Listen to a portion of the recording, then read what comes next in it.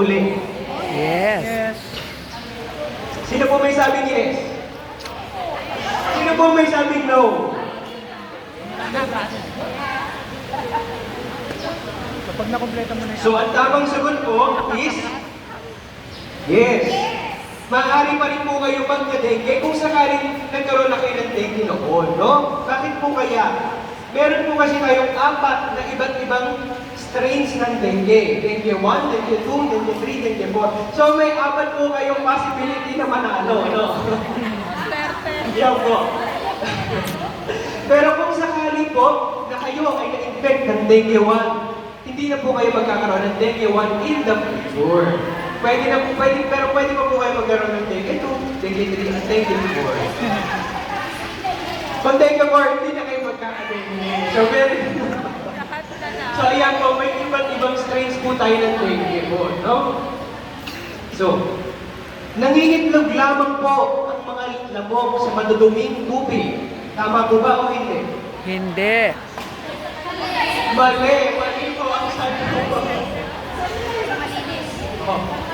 Opo, pwede po sila mangitlog sa mga malilinis na stagnant water. So, saan po natin siya makikita? Sa mga drum.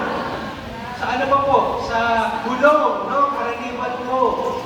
Sa mga paso, very good po, no? Kasi yun po yung karaniwan na namimiss ng ating mga kaibigan, no? Mga kapitbahay. Hindi po nila natatapon yung stagnant water sa mga empty na gulong, sa mga paso, na doon po talaga pinanggagalingan. Ako, pinangingitlogaan ng mga lamok, no? O, nangingitlog po ang lamok regardless po kung malinis po yan o madumi, basta stagnant water. Yan po, nabanggit po ni Teacher Toremay na ano po kaya yung kalaman na ito? Tawa-tawa. Nakakatulong po ba ang tawa-tawa sa paggamot ng dengue? Yes or no? Sabi po nila, yes. Maybe. Alam is the best friend eh. Maybe. Ano po, yes or no po? Nakakatulong po kaya ang tawa-tawa? Nakakabata talaga. Okay po. Yun po yung mga obserbasyon o mga karanasan ng mga tao nakagamit ng tawa-tawa during the disease of dengue. Pero po, base po sa pag-aaral, wala pa pong matibay na ebidensya po, no? So, ito pong pagbibigay po ng tawa-tawa, nasa sa inyo na rin po kung gusto nyo po subukan o hindi. Pero base po sa mga literatura, wala pa po matibay na ebidensya. So, ito po yung 5S kontra dengue mula sa DOH.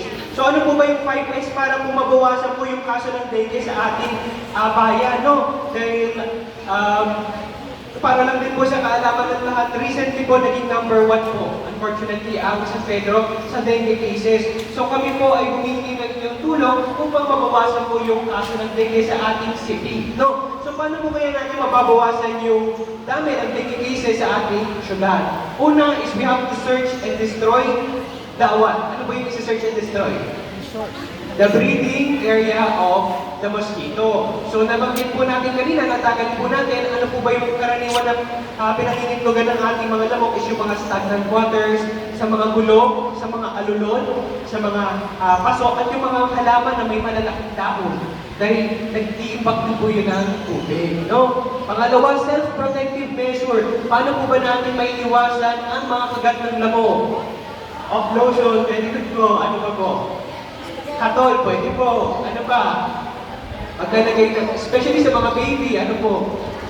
Kulambo po. So very good po yung mga ating mga approaches to combat dengue, no? Number 3, seek early consultation. Kung kayo po ay may mga sintomas na nabanggit ko kanina, pwede po tayo magpakonsulta po sa doktor, no? Meron po tayong libreng konsultasyon sa Amante kung gusto niyo po maka-avail ng services sa OPD po, no? Number 4, support fogging and outbreak cases. So may mga nakakapansin pa po ba na nagko-conduct tayo ng fogging sa ating mga barangay? Dito. Sa Sando po, ayun po.